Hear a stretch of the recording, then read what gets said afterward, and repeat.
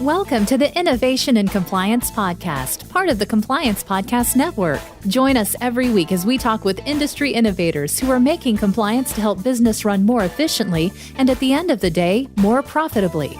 Here's your host, Tom Fox. Hello, everyone. This is Tom Fox, and I'm back for another episode of Innovation and Compliance. As most of our listeners know, we have a wide variety of innovations, but today we have an innovation that I'm actually thrilled about because it takes a business need and delivers a solution that was not previously there. So with that introduction, I welcome Kristy Grant-Hart of Spark Consulting and well-known compliance practitioner to the podcast. Kristy, welcome. Hi, thanks so much, Tom, for having me. So we're here at the SCCE 2018 Compliance and Ethics Institute, and I ambled by your booth, and you told me about the Spark Score report. And the more you talked about it, the more excited I got.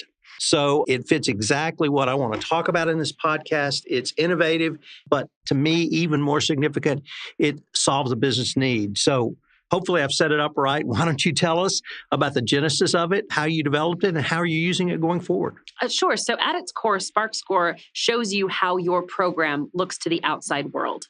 What I realized, it's a free report and it's a benchmarking tool. So it's a lot of different things at once. What I realized was when I was in-house, when I was a chief compliance officer, I knew our website was terrible with respect to compliance and ethics. We didn't have a code of conduct. I think at some point I convinced them to put it online. I don't even know if we had a data privacy policy. The modern slavery policy may have shown up eventually. We had no presence to say, we are really committed to this compliance and ethics thing, even though I knew internally that that was true. So, when I would say something, basically prove it, right? Prove it that other people are doing a better job. Show me. And without that benchmarking data, it's really hard to do that. So when I started my company, Spark Compliance Consulting, I realized that when new clients approach us, if they send an email, the first thing I would do is go to the website of the company to see how mature the program was. Does their code of conduct online? If so, is it in color? Is it branded? Is it interesting? Do they have a corporate governance section? Is there a modern slavery statement or supply chain? So I really use that external site to give me insight into where their program is. And I thought to myself, investors, shareholders, potential employees, all kinds of people do the same review, but compliance people from the inside aren't always aware or taking interest in how they look to the outside world on that website. So what I decided to do, I thought, I bet there is a need for this because I've never seen it. And I'd really never seen it in a way that it could be useful to the profession so they could take their report, go to their board, go to their C-suite, go talk to their manager and say, look, this either is great, but we could do better, or it's just not good enough. And here's how others in our industry are doing in these 6 categories, and here's how others throughout all industries are doing. So we've created a database, and basically it's a free report that we will do the research for you. We provide it to you, and you can have it. It'll help you in your program. That's a great description of the report, but frankly, I think it really downplays the usefulness of it for a much wider variety of stakeholders. And one of the things I'm beginning to be asked about by private equity companies, by banks, is some evaluation of potential targets, of potential loanees around compliance without going in and doing a risk assessment. Mm-hmm. They want to be able to assess if it's someone they even want to look at. And it struck me when you described this absolutely delivers to that market need. I think that compliance professionals in particular really underestimate this. And I think partially because they hear about the merger or acquisition after it's in the works.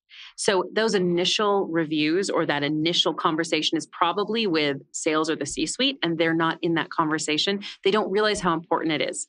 And that people really are looking at this. It's a bit like the genesis of the corporate social responsibility and being very public about what you're doing in that space.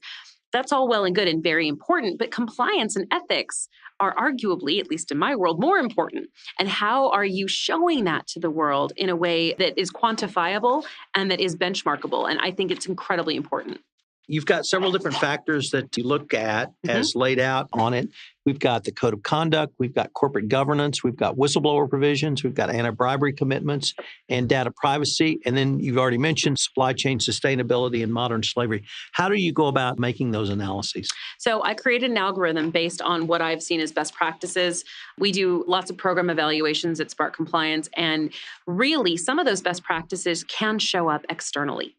And if you're really wanting to show people what is good about your program, there are ways to do it. So we've weighted the different sections based on what we think is most important. So to me, it's always going to be about the code of conduct. If you don't have that on your website, I mean, come on, right? This is thing one. But also things like in the corporate governance section, do you have any statement from your CEO or your management about a commitment to compliance and ethics? Is it in your 10K? Is it on your website anywhere? Is there anything about compliance on your website? Can I find your whistleblower hotline? And if I can, is it translated? Are there different ways to report? Do I have a phone number and an email address? Can I submit online? In terms of the anti-bribery commitments, does it show up? Is there a supplier code of conduct? Is it in your code of conduct in a formal way? With the data privacy, is your statement online? Can I find it from every page? And modern slavery, if you are a UK company, if we already know that you're subject to this law, have you put out your statement? Is it located from the first page? Is it signed by a board member? Things that people get wrong all the time. And do you even have the word, there's supply chain, sustainability, slavery, trafficking. There's a series of words we use.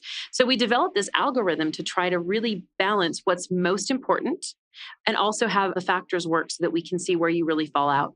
So the other thing that you've talked about is not only is this a benchmarking individual report, but you're also gathering a database. Yes. And tell me about the database and then how you hope, or at least at this point, see you might be able to use that going forward. Oh, that was critical. When we started doing the beta testing, it was on an Excel sheet. And we realized very quickly that wasn't going to work. Because what I see is a fantastic data mine, particularly over time, to show trends. Right? What are the best practices? So as we evolve this, we can see which industries have the best external approach, and how that can affect other industries. So if we see that, for instance, financial services is doing a much better job than healthcare, or that one of the categories we've looked at is media and publishing, and they're terrible. I mean, you would not believe some of the companies that just don't have anything on their websites versus others where particularly enforcement actions have caused companies to be really committed. Construction, believe it or not, has really high scores. So we're already seeing where there's divergence. And I think that what we want to do is be able to put out white papers or do webinars or podcasts like this as we get more information, and we can track trends year on year and also help people with best practices, because ultimately it's all well and good to say you're doing well or badly, but what do you do about that? And to me, that's the information we're trying to raise everyone's game to be better. You have been in this profession for at least a few years, and you have been part of the maturation. At least a decade. At least a decade. But you've been part of the maturation process where originally you were a little bit more on the enforcement side. Then you moved into the compliance program, compliance building side, business process, and now as a consultant are really helping on both sides of that equation. But it strikes me that with the new report, particularly what you're seeing with the differences in industries, that we may actually be moving towards, with greater maturity, greater divergence within industries. Is that something you've seen? Absolutely. I have genuinely been surprised as we have done the first series of reports, because there are industries where, particularly with enforcement actions, there's just been so much of a focus. Also, there's been corporate monitorships that really up the game. You know, when a company has to do what you say, basically, or under threat of deferred prosecution or of losing their non-prosecution agreement, you get so much more maturity because you have a monitor who knows what they're doing, hopefully, that really raises your game. And particularly when companies have had bad things happen, they tend to want to broadcast that that's no longer true. And then their peers need to match that. Where you haven't had the enforcement actions or you haven't had heavy regulation, we found that there is significantly less, at least visible external maturity of the program.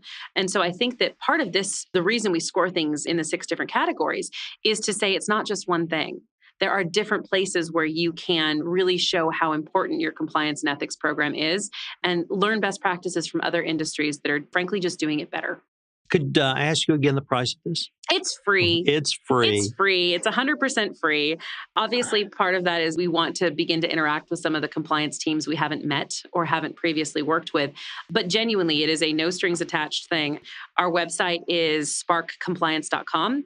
And there up in the big corner, it says, get your free Spark score. You put in your email address and the name of your company and its website, and we will get back to you in 2 weeks with your personalized report.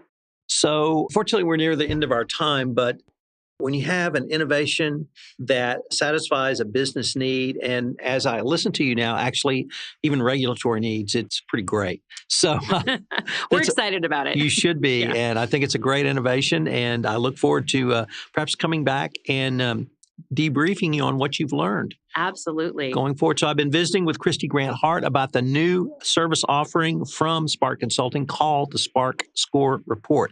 Check it out on their website. It's a great resource. Kristy, thank you. Thank you, Tom. If you're a compliance professional looking for a convenient and effective way to fulfill your continuing education requirements, go to fcpacompliancereport.com/courses and choose from 4 hour-long training packages that will keep you current. That's fcpacompliancereport.com/courses.